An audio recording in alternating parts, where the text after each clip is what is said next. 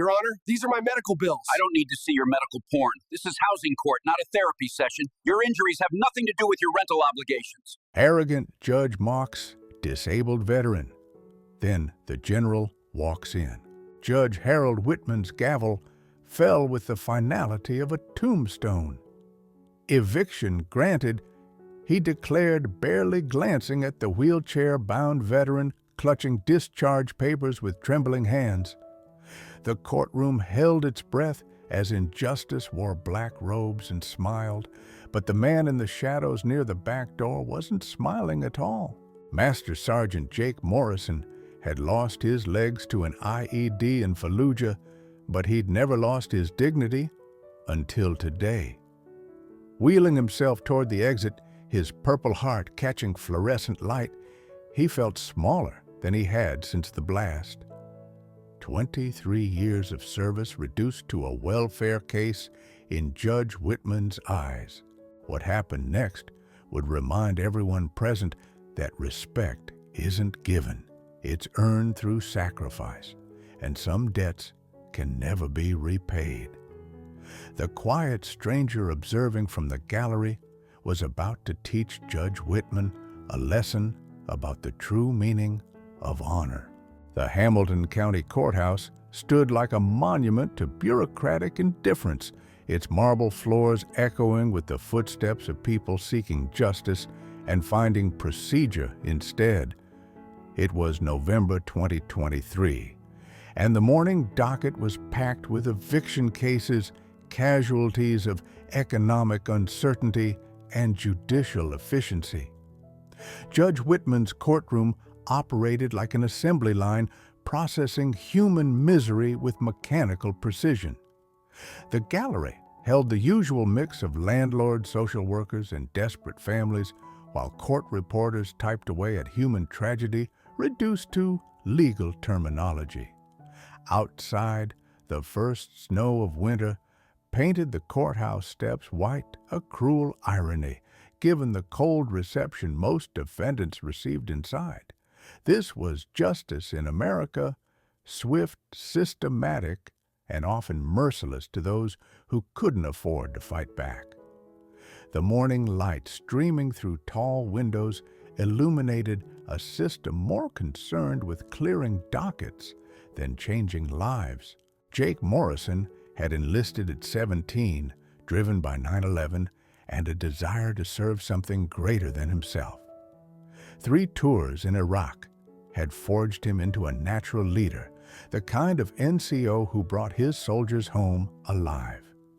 The IED blast that destroyed his legs had also killed 2 of his men, Martinez and Thompson, kids he'd trained and loved like sons. The survivor's guilt was a daily companion, but Jake had channeled it into helping other veterans transition to civilian life. He'd run a nonprofit from his apartment connecting wounded warriors with resources and hope. The medical bills had consumed Jake's savings first, then his credit, finally his apartment. Despite VA disability payments, the cost of specialized medical care exceeded his income. His nonprofit had folded when he could no longer afford the rent, leaving dozens of veterans without their lifeline. The eviction notice had arrived 3 months ago, but Jake had hoped his military service would count for something in court. He'd dressed in his uniform, worn his medals, and believed that Judge Whitman would see him as more than just another deadbeat tenant. He'd been catastrophically wrong. Despite his physical limitations, Jake possessed an extraordinary ability to inspire others through quiet leadership. His voice carried the authority of someone who'd made life and death decisions under fire, while his eyes held the wisdom that comes from surviving the unsurvivable. Veterans across the city knew him as the man who'd helped them navigate the bureaucratic maze of post-military life. His wheelchair had become a symbol of sacrifice rather than limitation, carrying him through VA hospitals and community centers where he fought for others with the same intensity he'd once brought to combat. This reputation would prove crucial in the coming confrontation. Jake's battle wasn't just against eviction, it was against a system that had forgotten the cost of freedom. Judge Whitman represented everything wrong with civilian authority, powerful, privileged, and utterly disconnected from the sacrifice that protected his comfortable life. The judge's dismissive attitude toward military service reflected a broader cultural shift that honored veterans in speeches but abandoned them in practice. Jake had spent months preparing for this moment, gathering documentation of his service, his injuries, and his circumstances. He'd believed that justice would recognize his sacrifice, that a judge would understand the difference between a deadbeat and a hero. Down on his luck. Instead, he'd found himself facing a man who viewed military service as just another sob story, another excuse from someone trying to avoid responsibility. The confrontation represented more than one veteran's housing crisis. It was a battle for the soul of American justice. General Patricia Hayes had been tracking down Jake Morrison for 3 weeks, following leads through VA hospitals and veteran service organizations. The recipient of the Medal of Honor deserved more than a form letter, and she'd come to personally deliver news that would change his life. Her aide had finally located him through court records, a detail that made her jaw clench with military precision. As she climbed the courthouse steps, dress blues immaculate despite the November wind, she carried herself with the bearing of someone who'd commanded respect across 4 decades of service. The general had been Jake's commanding officer during his second tour, had personally pinned the Bronze Star on his chest after the mission that saved 37 Afghan civilians. She'd promised him then that the Army took care of its own, a promise she intended to keep regardless of bureaucratic obstacles. The courthouse security guard snapped to attention as she passed, recognizing authority, even if they couldn't identify her rank. General Hayes had come to collect a debt of honor, and she had no intention of leaving empty-handed. General Hayes paused outside Judge Whitman's courtroom, her aide, Colonel Martinez, briefing her on the situation. The eviction case was straightforward. Jake Morrison, decorated veteran facing homelessness due to medical debt. But the judge's reputation was troubling. Harold Whitman, appointed rather than elected, known for his disdain for what he called welfare cases and his particular hostility toward veterans claiming special consideration. The general's strategy was simple, but devastating. She would observe, assess, and then act with the full weight of military authority. Her presence alone would shift the power dynamic, but she carried additional ammunition. Jake's complete military record, including classified citations that revealed the true scope of his heroism. More importantly, she carried news that would vindicate every sacrifice Jake had made. The Pentagon had finally approved his application for a position with the Veterans Administration, a job that would provide not just income, but purpose. The general's timing was perfect. She would arrive just as Jake faced his darkest moment, transforming defeat into victory with the precision of a military operation. Her aide had already contacted the base public affairs officer, ensuring that media coverage would follow. Judge Whitman was about to learn that some battles are fought in courtrooms and some soldiers never stop serving their country. The general's entrance was deliberately timed. She slipped into the back row just as Jake began his testimony. Her presence was subtle, but unmistakable to anyone with military training. The few veterans in the gallery straightened unconsciously, recognizing command authority even from behind. Jake, focused on Judge Whitman's hostile questioning, didn't notice the four-star general taking notes on his performance. The judge's dismissive tone grew more pronounced as Jake explained his financial situation, his medical needs, and his attempts to find stable housing. "So, you're asking this court to ignore your contractual obligations because you're a veteran?" Whitman's voice dripped with contempt.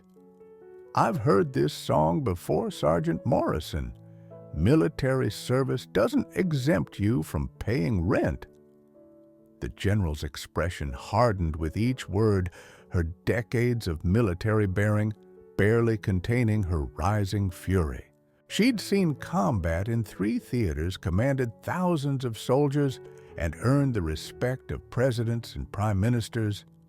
But nothing had prepared her for watching one of her finest soldiers humiliated by a civilian who'd never worn the uniform. The moment for subtle intervention had passed. It was time for direct action. Judge Whitman's hostility escalated as Jake struggled to explain his financial situation. "Let me understand this correctly." The judge interrupted, his voice sharp with impatience. "You're claiming that your wheelchair and medical needs justify breaking your lease agreement, that your military service somehow makes you special." The gallery stirred uncomfortably as Whitman's tone grew more condescending. "I've seen dozens of veterans come through my courtroom with the same sob story. Service doesn't excuse poor financial planning." Jake's knuckles whitened as he gripped his wheelchair arms, his military bearing the only thing preventing him from responding to the provocation. The judge's attack on his character cut deeper than any enemy fire he'd faced. The situation deteriorated when Jake attempted to present his medical records as evidence of his circumstances. "I don't need to see your medical pornography," Whitman snapped, refusing to accept the documents. "This is a housing court, not a therapy session. Your injuries are irrelevant to your rental obligations." The cruel phrase, "medical pornography," sent shock waves through the gallery, while Jake's lawyer, a young public defender, clearly out of his depth, failed to object to the judge's inappropriate language. Several veterans in the gallery began to mutter angrily, recognizing the deliberate humiliation of one of their own. The courtroom tension ratcheted higher as Whitman seemed to enjoy his power over the disabled veteran. Judge Whitman's attack reached its peak when he questioned Jake's character directly. "Perhaps, if you'd spent less time playing soldier and more time planning for your future, you wouldn't be begging for charity in my courtroom." The words hung in the air like a physical blow, striking at the heart of Jake's identity and sacrifice. The judge's implication that military service was somehow frivolous, that Jake's injuries were his own fault, crossed every line of decency. General Hayes rose slightly in her seat, her hand moving instinctively to her service weapon, before remembering she was in a civilian court. The moment of reckoning was approaching. The courtroom atmosphere grew increasingly hostile as Judge Whitman's behavior emboldened others to show their true colors. The landlord's attorney, sensing the judge's bias, began making increasingly aggressive arguments about military entitlement and professional victims. Court staff, taking cues from Whitman's contempt, treated Jake with obvious disdain, rushing him through testimony, interrupting his answers, and handling his documents with theatrical disgust. The young public defender, intimidated by the judge's hostility, provided minimal defense, essentially abandoning his client to procedural slaughter. Media representatives in the gallery, initially present for routine coverage, began taking notes on what appeared to be systematic judicial abuse. The few veterans present grew increasingly agitated, their military discipline warring with their protective instincts toward a brother under attack. Social media began buzzing as word spread about the confrontation, with local veteran organizations receiving real-time updates from observers in the courtroom. The situation was spiraling beyond a simple eviction case into a public relations disaster that would expose the treatment of veterans in the legal system. Judge Whitman, drunk on his own power, seemed oblivious to the gathering storm. Under extreme pressure, Jake's military training began to reassert itself. Despite the judge's humiliation, he maintained his bearing with the dignity of a career soldier who'd faced far worse enemies than bureaucratic bullies. His responses became more measured, his voice steadier, as he drew on years of experience dealing with hostile authority figures. The young public defender, initially overwhelmed by the judge's aggression, began to find his courage as he watched Jake's example. Several veterans in the gallery straightened in their seats, drawn by Jake's quiet strength and reminded of their own military values.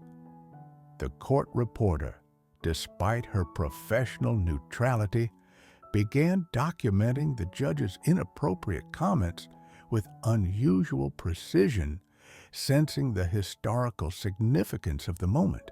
Jake's calm professionalism in the face of abuse began to shift the room's energy, creating a subtle but unmistakable divide between those who understood honor and those who merely held power. His refusal to be broken by civilian authority demonstrated the kind of leadership that had made him an exceptional NCO. The contrast between Jake's dignity and the judge's cruelty was becoming impossible to ignore. The signs of impending catastrophe multiplied as Judge Whitman prepared to deliver his ruling. His assistant handed him an eviction order that had been prepared in advance, revealing the predetermined nature of the proceedings.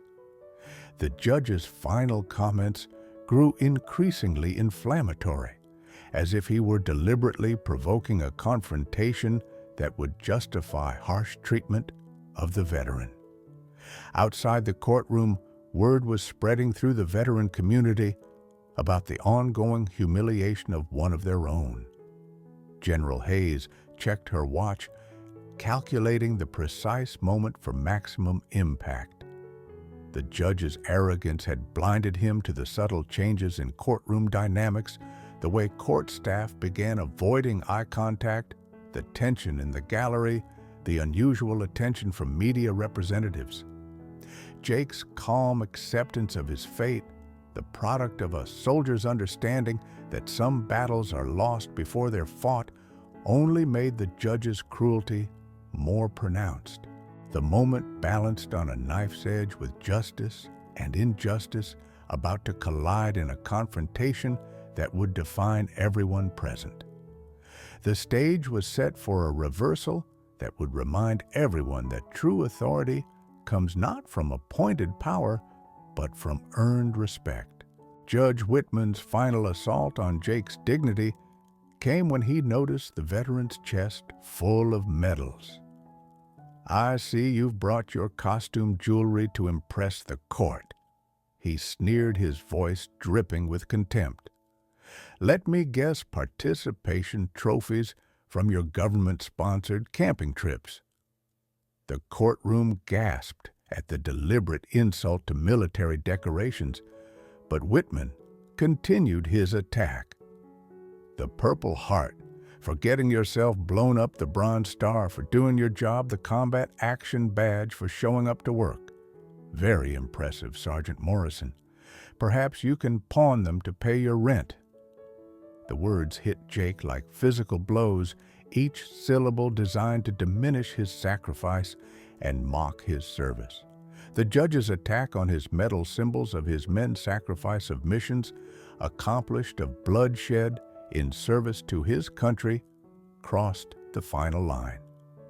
Jake's carefully maintained composure began to crack as years of buried emotional trauma surfaced.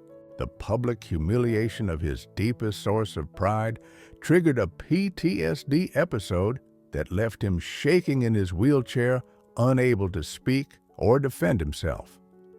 The judge, satisfied with his psychological victory, prepared to deliver the eviction order that would render Jake homeless.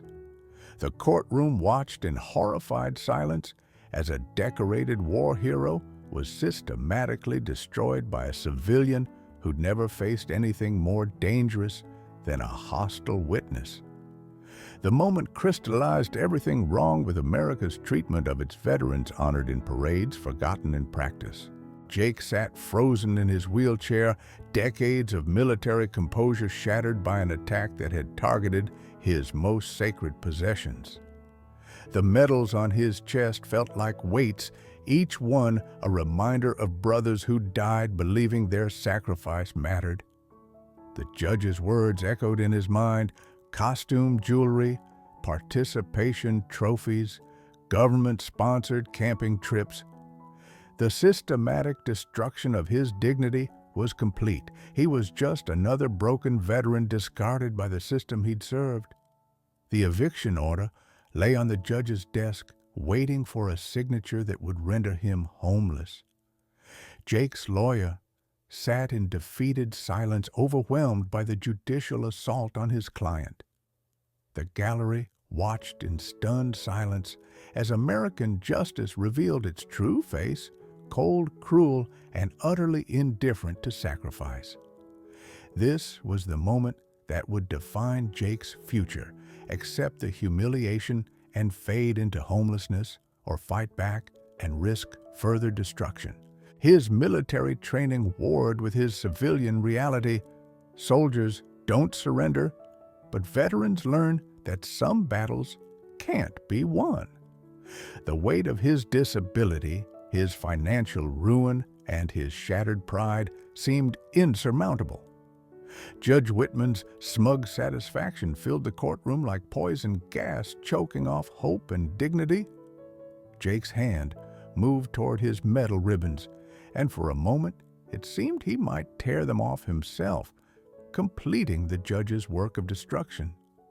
The choice was stark: maintain his dignity in defeat or surrender his pride to survive. The courtroom held its breath as a war hero faced the hardest decision of his life. Jake's moment of decision was interrupted by the sound of slow, deliberate applause from the back of the courtroom. Every head turned as General Hayes rose from her seat, her 4 stars catching the fluorescent light like beacons of authority. "Magnificent performance, Your Honor," she said, her voice carrying the deadly calm of a combat veteran. "I haven't seen such courage since my last visit to West Point, where they were court-martialing a cadet for lying." The general's presence transformed the courtroom instantly, her military bearing a stark contrast to the judge's civilian arrogance. Judge Whitman's face went pale as he recognized the intense scrutiny of genuine authority. "I believe you were discussing Sergeant Morrison's costume jewelry," the general continued, moving down the aisle with measured steps. "Perhaps we should examine his credentials more carefully. After all, accuracy is so important in judicial proceedings."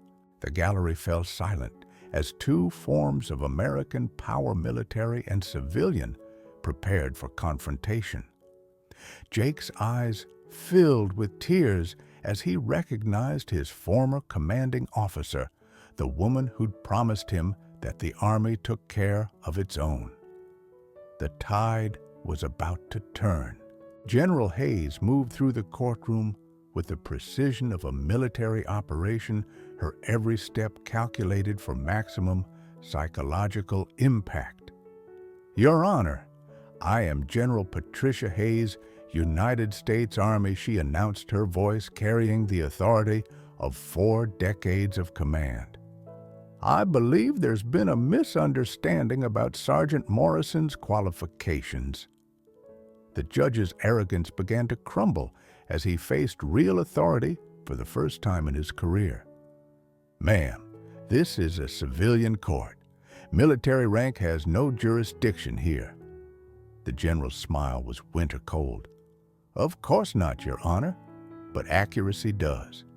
You've been discussing Sergeant Morrison's military record, and I feel obligated to provide some context. She produced a thick folder from her briefcase, setting it on the defense table with ceremonial precision. This contains Sergeant Morrison's complete service record, including classified citations that paint a rather different picture than your costume jewelry assessment. The courtroom atmosphere shifted palpably as the general's presence dominated the proceedings. Jake straightened in his wheelchair, his military bearing returning as he recognized the approach of reinforcements. The judge's comfortable superiority was about to meet its match in genuine leadership. General Hayes opened the folder with deliberate slowness, each page turned designed to heighten the tension. Let's start with the Purple Heart, which you dismissed as Sergeant Morrison getting himself blown up.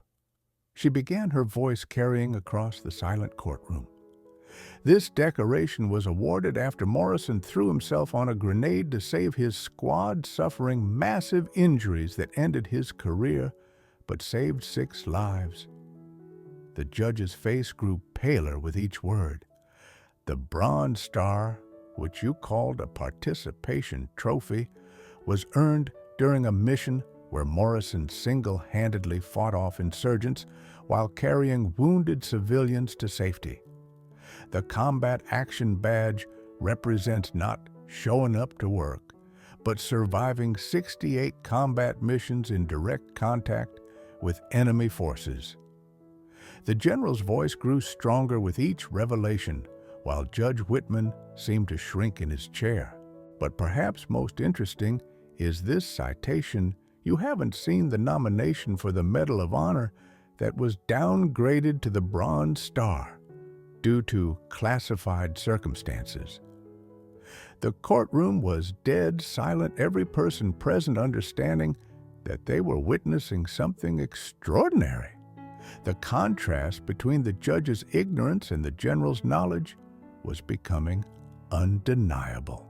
Your Honor, General Hayes continued, her voice carrying the weight of absolute authority. I've had the privilege of serving with heroes across 4 decades of military service. I've seen courage in Afghanistan, leadership in Iraq, and sacrifice in places whose names remain classified. But I have never seen anything as pathetic as a civilian judge mocking the wounds of a man who bled for his country. The attack was surgical, precise, and devastating. Judge Whitman tried to assert his authority. General, this is my courtroom, and I'll conduct proceedings as I see fit. The general's response was immediate and crushing. Your Honor, this is America's courtroom, and Sergeant Morrison's sacrifice is the only reason you have the freedom to disgrace it. The gallery erupted in applause, while court staff shifted uncomfortably as they realized their judge had picked a fight with the wrong opponent. Judge Whitman's counterattack was desperate and poorly calculated. General, your intimidation tactics don't work in civilian courts. I have the authority to hold you in contempt. The general's laugh was sharp as gunfire.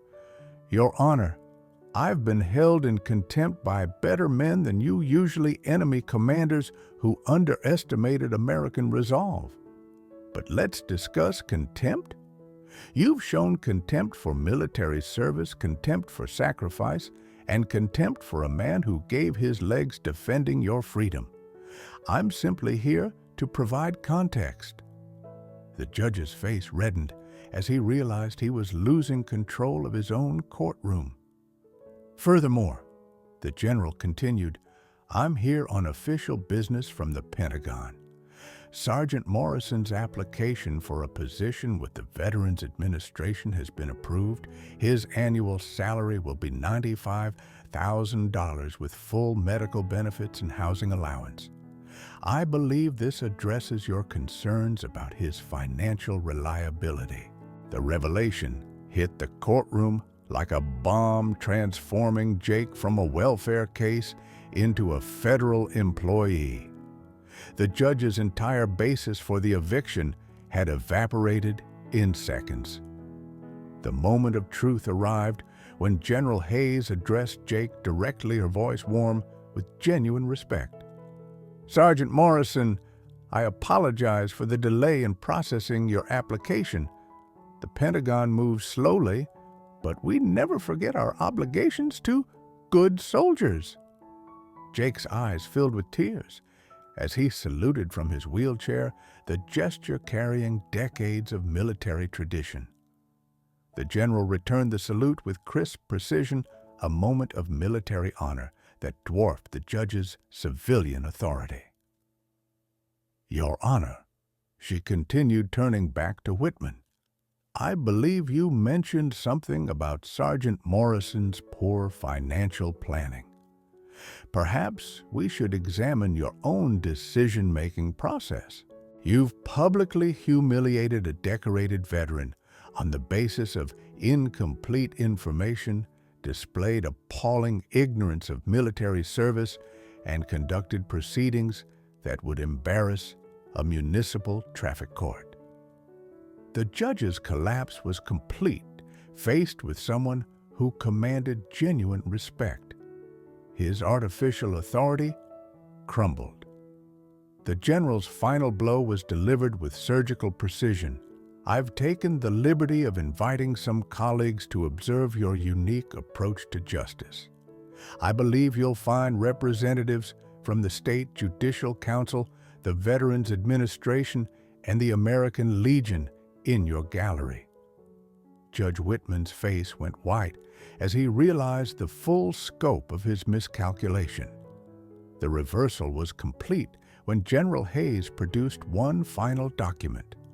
"Your Honor, this is an emergency injunction from the State Supreme Court staying all eviction proceedings against Sergeant Morrison pending review of judicial misconduct allegations." The paper fluttered to the judge's desk like a surrender flag. "Additionally, this is a formal complaint filed with the Judicial Conduct Board regarding your treatment of military veterans in your courtroom. The evidence includes audio recordings of today's proceedings, witness statements, and a rather unflattering video that's currently trending on social media." The judge's world collapsed around him as he realized that his moment of petty tyranny had been captured for posterity. Jake Morrison, the man he'd tried to humiliate, was about to become a federal employee while his own career faced destruction. The general's final words carried the weight of absolute victory. "Sergeant Morrison, your country owes you a debt that can never be repaid. But today, we've made a small payment toward that account." The courtroom erupted in applause as justice, long delayed, finally arrived in dress blues. The immediate aftermath unfolded with military precision. Jake's eviction case was dismissed, his new federal position providing immediate financial stability. Judge Whitman, facing judicial review and public humiliation, quietly submitted his resignation within hours. The general's intervention became a viral sensation, inspiring similar advocacy efforts across the country.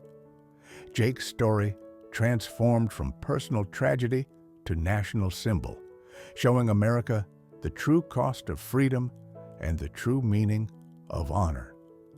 The courthouse, once a symbol of indifferent bureaucracy, became a reminder that justice sometimes requires intervention from those who understand sacrifice. Judge Whitman's resignation created immediate shock waves throughout the judicial system, with state officials launching investigations into treatment of veterans in courts statewide. Jake's new position with the Veterans Administration began immediately, with General Hayes personally ensuring his transition to federal employment. The courtroom video went viral, generating millions of views and sparking national conversations about veteran treatment in civilian institutions. Jake's story inspired legislative action, with new bills introduced to protect veterans from judicial discrimination. The general's intervention became a case study in military leadership, demonstrating how true authority comes from earned respect rather than appointed power. Media coverage transformed Jake from a homeless veteran into a national symbol of resilience, while his former landlord quietly withdrew the eviction action. The Veterans Administration used Jake's case to improve their outreach programs, ensuring other veterans wouldn't face similar bureaucratic delays. The courthouse installed new procedures for veteran cases with mandatory training on military culture and sacrifice. The courtroom confrontation became a defining moment in civil-military relations, inspiring similar advocacy efforts across America. General Hayes established a formal program connecting senior military officers with veterans facing civilian legal challenges, creating a network of advocates who understood both military culture and civilian systems. Jake's story influenced judicial training programs nationwide, with mandatory education on veteran issues becoming standard practice. The incident led to federal legislation requiring courts to consider military service and sacrifice in housing cases, while veteran advocacy groups gained new tools for protecting their members. Jake's new role with the Veterans Administration allowed him to help other veterans navigate the same bureaucratic challenges he'd faced, turning his personal struggle into systemic change. The general's intervention inspired other senior military leaders to take active roles in veteran advocacy, creating a bridge between active duty and veteran communities. Media coverage of the incident shifted public perception of veteran issues, making it socially unacceptable to dismiss military service as irrelevant to civilian life. The courthouse, where Jake faced humiliation, became a symbol of transformation, hosting annual ceremonies honoring veteran service and sacrifice. Jake's transformation from homeless veteran to federal advocate required courage beyond anything he'd shown in combat. His new position allowed him to help other veterans navigate bureaucratic systems with dignity intact, turning his personal nightmare into purpose. General Hayes remained a close mentor, their relationship evolving from military hierarchy to genuine friendship. Jake's story inspired him to speak publicly about veteran issues, his wheelchair becoming a symbol of sacrifice rather than limitation. His apartment, once threatened by eviction, became a meeting place for veterans seeking guidance and support. The medals that Judge Whitman had mocked became teaching tools, reminding audiences about the true cost of freedom. The story proved that true authority comes not from appointed power, but from earned respect, that civilian institutions serve best when they remember the cost of their freedom, and that sometimes justice requires intervention from those who understand the true meaning of service and sacrifice.